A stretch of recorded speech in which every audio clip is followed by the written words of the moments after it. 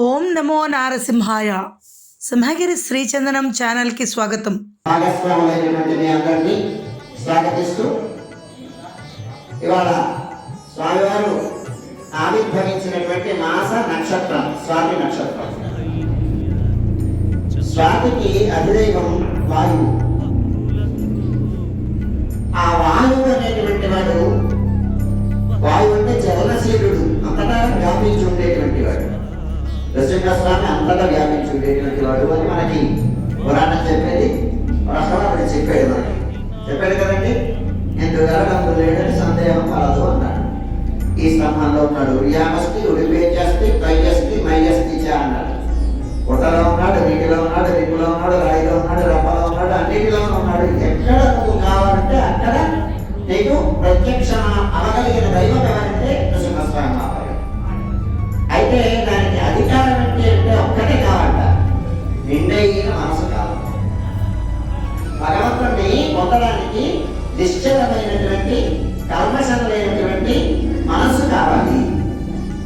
ఆ మనస్సుతో స్వామిని కానీ మనం పిలిస్తే వస్తాడాయనా అని అలా వచ్చాడు కదండి.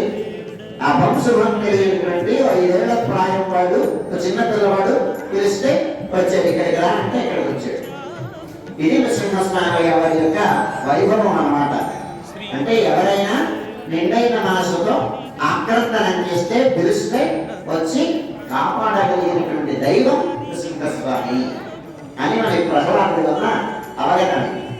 అంతేకాదు మనందరికీ తెలుసు, లక్ష్మీ నృసింహ మమ దేహి కరావలంబం శ్రీమత్పయోనికేతన చక్రపాణే భోగేంద్ర భాగమనిరాధిత పుణ్యమూర్తే యోగేశ శాశ్వత శరణ్య భవాభ్యుపాద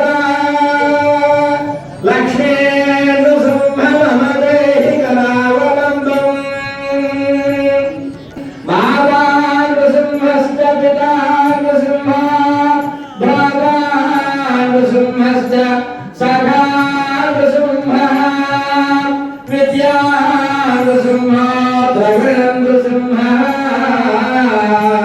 స్వామి నృసింహ సకలం నృసింహః. అందరూ చెప్పటమ్మా. ఉగ్రం వీరం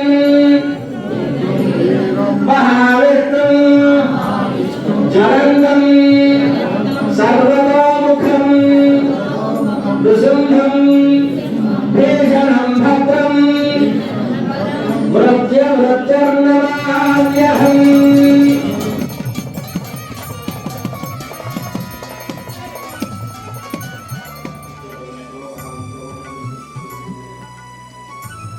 ఓం నమో నారసింహాయ.